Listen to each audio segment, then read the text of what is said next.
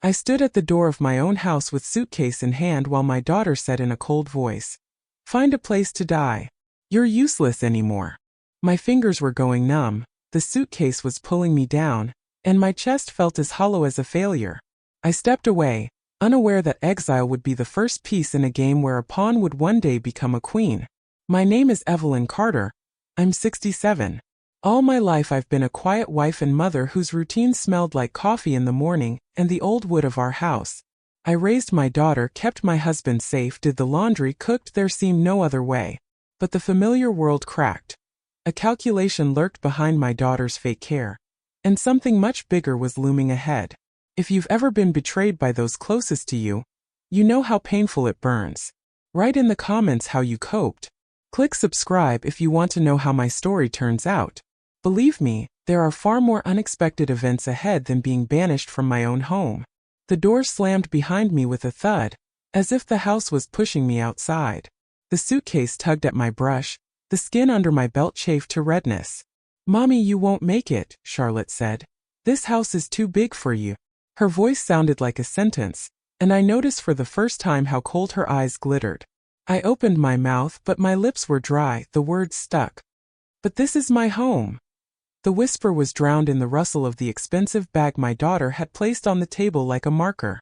My chest burned, my shoulders stiffened, and my heart beat so loud it felt like everyone could hear it. Daniel stood in the corner, staring into his phone as if the whole scene didn't concern him. "We'll take care of you, Mom," he tossed back without looking up. "There are plenty of places in town for the elderly." The word seniors hit harder than the suitcase hit the floor. I caught my reflection in the hallway mirror. Tired wrinkles, trembling fingers, and beyond that, a woman who'd been written off. A pair of Richard's slippers lay in the corner, like a memory of the house where I'd lived and now no longer belonged. I picked up my suitcases, each step a dull ache in my back. Charlotte was checking her watch, impatient, like a hostess waiting for a guest to leave. And then the suitcases were no longer a burden, they were my wings. The door to the room creaked so pitifully, as if it were ashamed of its own appearance. The smell of dampness hit my face, the thin carpet licked under my feet, and the walls shook from the neighbor's TV. I set the suitcases down on the beveled chair and perched on the edge of the mattress. It sagged as if waiting for a long-abandoned body. The dim lamp on the nightstand cast a yellow light in which her hands looked alien. Gray skin, fingers trembling, nails digging into her palm. The rooms of my house came into view. The polish of the oak railings, the smell of apple pie, the pictures in the hallway. It all belonged to my daughter now, and I was holding a plastic key to a $49 a night room. "Mom, it's safe here," I echoed in my mind. Is it safe? The thin walls here, the stairs in the hallway, the footsteps outside the door, all of it cut sharper than her words. A dry bitterness built up in my chest, as if every speck of dust in this room was settling inside. I lay there, listening to the water running down the radiator, and suddenly I caught myself thinking, Richard couldn't leave me with nothing. He was strict, sometimes stubborn, but never cruel.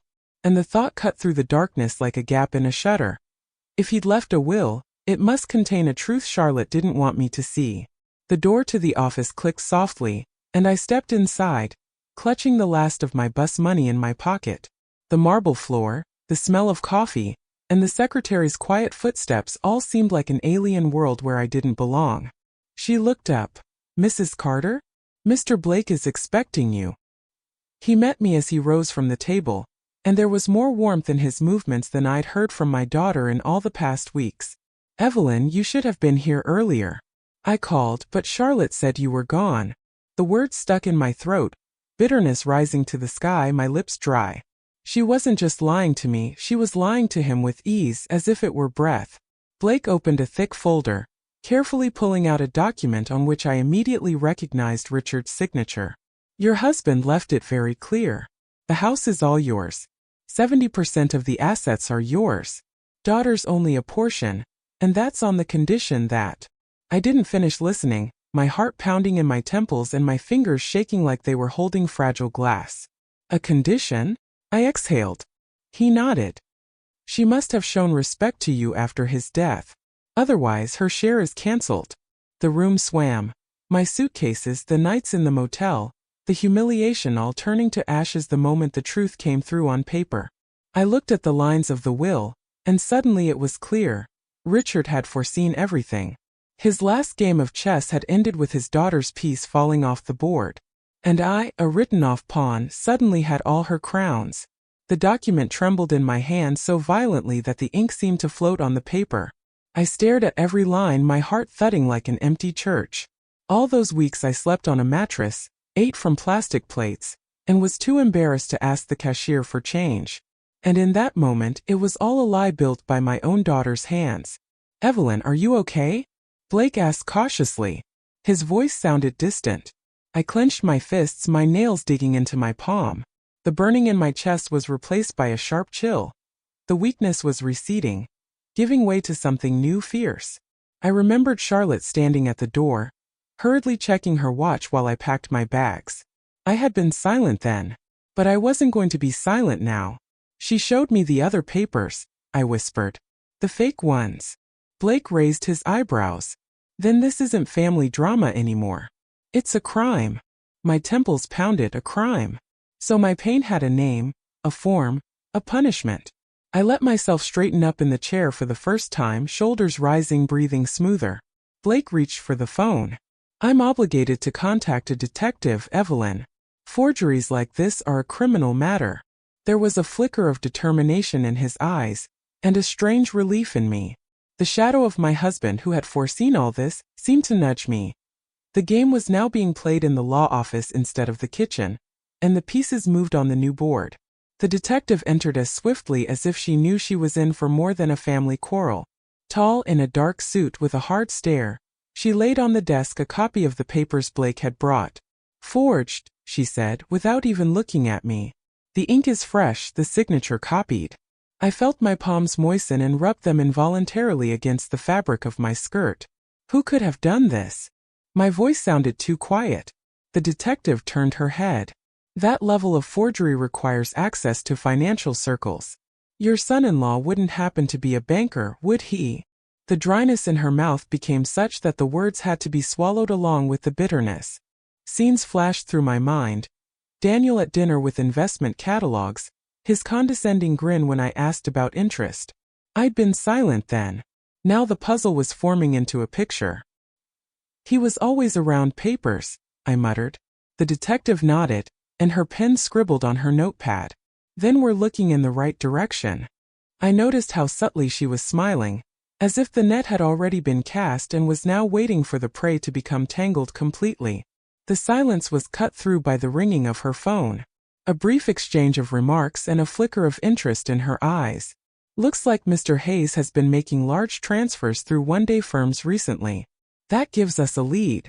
A strange mixture of horror and relief shuddered inside me. His world was beginning to crack like ice in the spring, and was about to break under his own footsteps. The phone rang so sharply that I almost dropped my cup on the floor. The name on the screen flashed. Charlotte. I let the call stretch as if savoring her impatience, and only then pressed the green button. "Mom, where are you?" Her voice shook, but behind the trembling I could hear the metal of panic. "The bank's messed something up. The accounts are frozen." I listened silently, feeling the corners of my lips twitch in a smile. My fingers stopped trembling. For the first time in a long time, my hands were steady as an anchor. "Do you know where I am, Charlotte?" I uttered quietly. "In Mr. Blake's office. The same one you stole someone else's truth from." There was silence in the receiver, followed by her quick inhale, like the hissing of a snake. "You don't understand, Mom. I was protecting you. It's all too complicated for you." A hot wave rose up inside me, but not of pain but of strength. I let my voice ring out firmly. "Complicated? It's called cheating. And you know what? Your games are over." She tried to change her tone to make it soft. "Please, Mom, we can work this out, just trust me one more time." I looked at the detective that sat across from me, writing down every word. A spark of satisfaction flashed in her eyes. And then I realized, for the first time in this batch, the call wasn't breaking me but playing in my favor. The messages poured in one after another, the phone vibrating in a way that made my palm cramp. "Mom, think of the grandkids," Charlotte wrote, followed by, "The kids shouldn't have to suffer because of our differences." The words hit my temples harder than a scream. I clamped my hand over the screen, But the ringing phone broke the silence. Daniel's voice was taut as a string. Evelyn, if this story goes to trial, our children will be trampled by the press. Do you want them teased at school? The dryness under my tongue became unbearable. My throat constricted. But my heart beat a steady rhythm. I listened and didn't allow myself to answer right away. You're destroying the family, he continued. And you could have worked things out. I could almost see his face. The polite smile, the cold eyes. Once he had given me bouquets for holidays, now he gave me threats wrapped in silk paper. Suddenly it was clear to me. They were not thinking about their grandchildren but about their bills. Children were their last trump card. I took a deep breath, my shoulders straightening. Daniel, tell Charlotte my grandchildren will know the truth, and let them decide for themselves whether to be ashamed of their grandmother or the parents who lied to her. There was silence in the phone, like an empty auditorium before a thunderstorm. I pressed reset, and the screen went out. But along with it went out the fear. From now on, their techniques couldn't pierce me like they used to. I was sitting in the corner of the restaurant, hiding my face behind the menu when the doors swung open too abruptly. For a second, everyone thought it was another late guest. But two uniformed officers entered the room. Their footsteps echoed across the parquet as they approached the table where Charlotte and Daniel were dining. She was adjusting her earrings, he was pouring wine. Suddenly there was a cold touch of a hand on her shoulder, a firm, "Mrs. Hayes, you're under arrest for fraud and forgery." The glass tipped over. Red wine splattered across the white tablecloth like blood spreading over snow. Charlotte shrieked, her voice breaking into a hysterical laugh. "This is a mistake. You don't understand.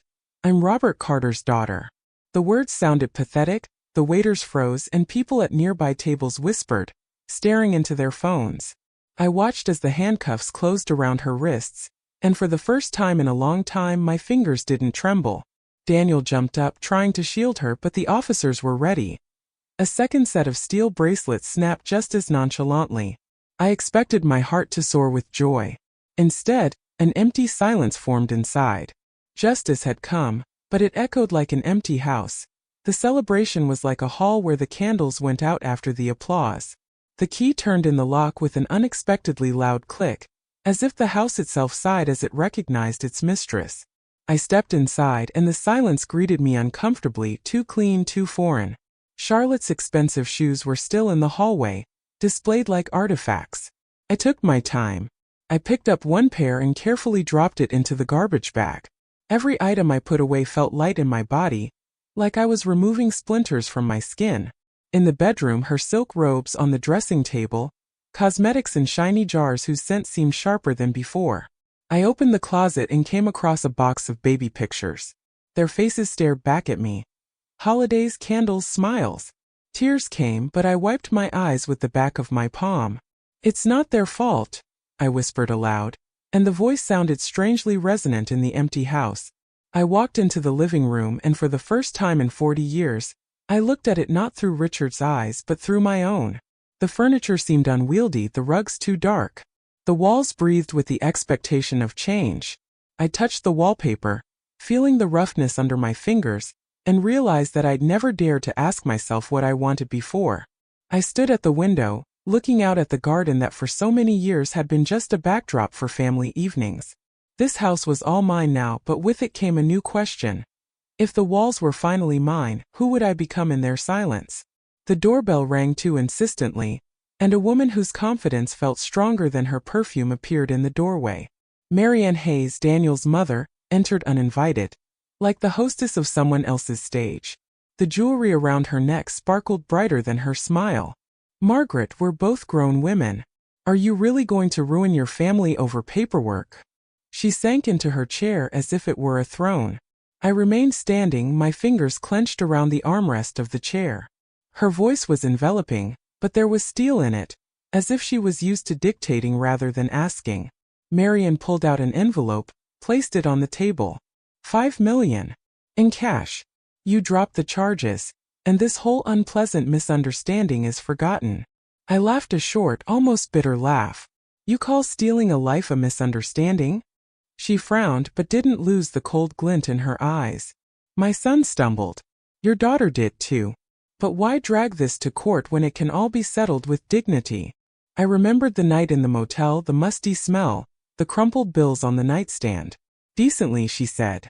I was about to turn away, but Marian leaned closer, her whisper cutting the air. What if we told you what your husband was really up to? Believe me, you wouldn't like to see his name in the papers. And her words hung in the room like the smell of burning after a short circuit.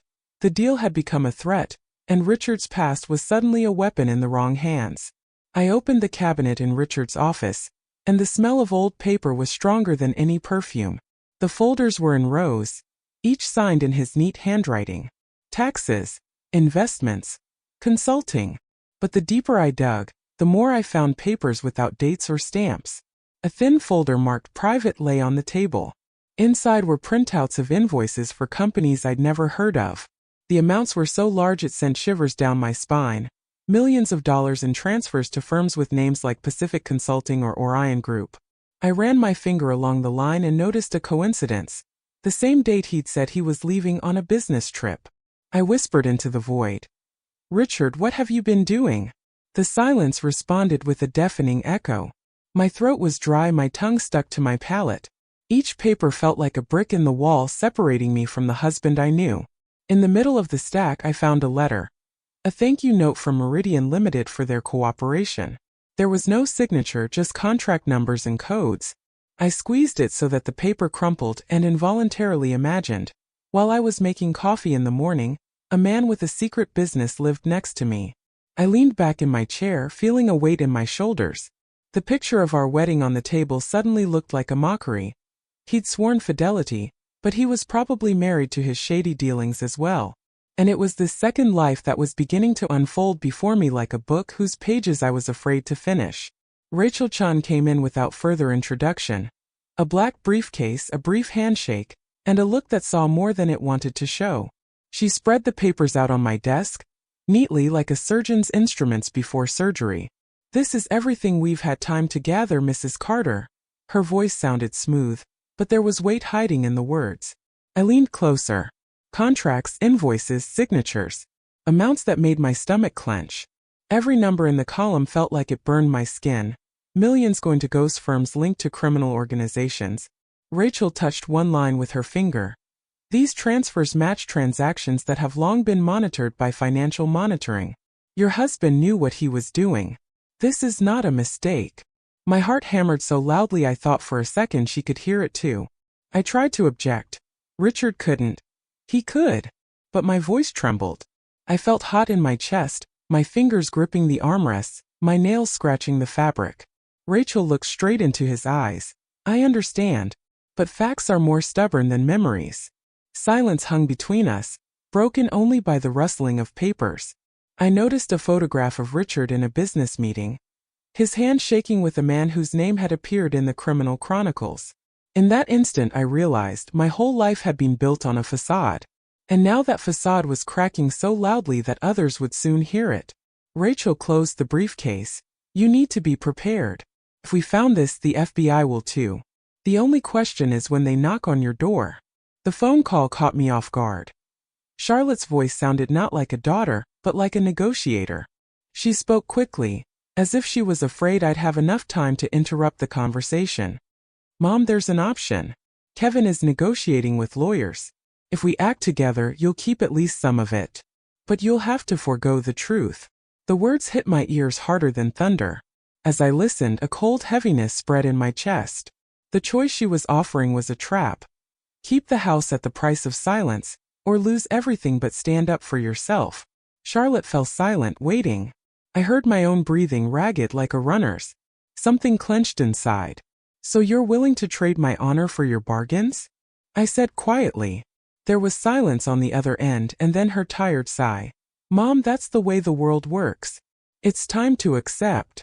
I looked at the stack of documents Rachel had left behind. Evidence of lies, dirty bills, forgery. Suddenly a thought struck me. Richard had betrayed me twice. First with his secret life, then by leaving me alone with the consequences. My throat constricted like a rope, and my shoulders felt heavy. The tears didn't come. Determination came instead. I hung up the phone and said quietly to the empty room, if I'm going to play their game, I go first. Agent Olivia Brooks entered the office confidently, as if the space was no longer my own. She was tall, in a smart suit, with a folder under her arm and a look that wouldn't accept excuses. She sat down across from me, arms crossed. "Mrs. Carter, you have a chance to take control of the situation. But it requires courage." I straightened, feeling an invisible weight pulling my shoulders down. Olivia opened the folder. Protocols, photos, dossiers.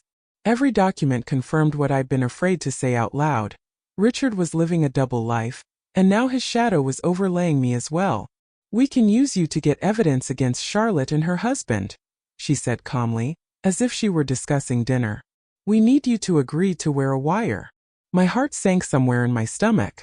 "You want me to sit at the same table with them and pretend I don't know anything?" Her voice trailed off. Olivia nodded. "Exactly. Their self-confidence will play right into our hands." I glanced down at my own palms. The trembling was so intense, my nails scratched my skin. But there was a strange clarity brewing inside. This was my chance to stop being a pawn. Olivia placed a small black device on the table. "Just keep it with you. We'll do the rest." I ran my finger over the cold metal and felt everything inside coalesce into one. Fear, anger, determination. The trap was set, and this time the predators would step into it. They entered the house as if it were still their domain. Charlotte held her head high, the habit of victory evident in her gait. Kevin, with his briefcase and a strained smile, took a seat at the table as if he were starting a negotiation. I sat across from him, feeling under my blouse the cold heaviness of the device the agents had left behind. "Mom, we're here with an offer." Charlotte's voice sounded soft, but her eyes betrayed steel. "It's not an offer, it's a condition," Kevin added, unfolding the papers. The words "keep the part and forget" sounded like a sentence. Their faces reflected the confidence of men used to controlling everything. I listened, nodding, but inside, tension was building, my fingers gripping the armrests of the chair until they ached. "You'll keep the house and a few million," Kevin continued. "But you'll officially drop the investigation. No one benefits from taking this to the public." "No one but the truth," I replied quietly. I saw the corners of Charlotte's lips quiver, the usual mask of caring daughter giving a crack. Her gaze became sharp, almost predatory. "Mother, understand, all of this is too much for you. We're protecting you." I smiled, slowly, calmly. And in that instant I realized that their confidence was a thin film, and if I touched it, the masks would fall away. The door to the living room opened so abruptly that the vases on the shelf shook. Agent Olivia Brooks walked in with 2 FBI agents, their footsteps resounding like a sentence. Charlotte turned around, and her confidence evaporated in a second. Kevin stood up as if he was going to object, but the agent's hands were already on his shoulders. "What does that mean?" came off Charlotte's lips, her voice shaking, but she tried to hold on. "It means the game is over," Brooks replied coldly. My heart pounded in my chest, but my breathing evened out. I was watching justice go from being a word to an action for the first time. Charlotte lunged forward but was confused by her own words. "Mom, explain it to them. We wanted to." I watched in silence as the bracelets closed around her wrists. Her words came to mind. "Find a place to die." Now she stood before me, devoid of power, like a child caught in a lie. Kevin tried to grin, dropping the phrase, "You don't realize who you're messing with." His eyes glittered with something dangerous. Not like panic, more like promise. The agents led them out of the house, and I was left in the midst of a silence that rang louder than any scream. And yet Kevin's last line stuck in me like a splinter. He wasn't just threatening, he was warning of something yet to be revealed. The name Kevin threw out echoed in my head stronger than the sound of the handcuffs snapping shut. "Torino family." Agent Brooks said it quietly, as if she was afraid the walls had ears. I felt my palms sweat and my back pressed into the chair. The world I'd always believed in, cozy, controlled, homey, was suddenly connected to something I'd only read about in crime reports. "You mean Richard was connected to them?" My voice trailed off. "He wasn't just connected. His company was used for laundering." Brooks looked straight ahead, and there wasn't a shadow of doubt in her gaze. My chest squeezed as if the air in the room had gotten thicker. I remembered the strange dinners with the business associates, their expensive suits, their deliberate jokes, and how Richard had always told me not to ask questions. At the time I thought it was male pride. Now I realized it was the walls of a labyrinth I wasn't allowed into. So Kevin knew? He guessed. And used your vulnerability to pin you against the wall. The agent spoke calmly, but you could hear the metal in her voice. Thin goosebumps ran down my neck. The threat wasn't just my daughter's betrayal, but the fact that I could now find myself in the path of those who don't forgive curiosity. I looked out the window, where the branches swayed in the darkness like someone else's hands, and for the first time I realized, the battle with the family was only an introduction. The Torino family was just a shadow on the wall, but behind it lay something far worse, and the truth about Richard promised to be deeper than I was willing to accept. I was sure I'd hit rock bottom, but Agent Brooks pushed me deeper. Her words cut to the chase. Your husband cooperated with us. For 12 years he's been passing information on the Torino family. I blinked, my eyelids felt heavy as if each one cut the air.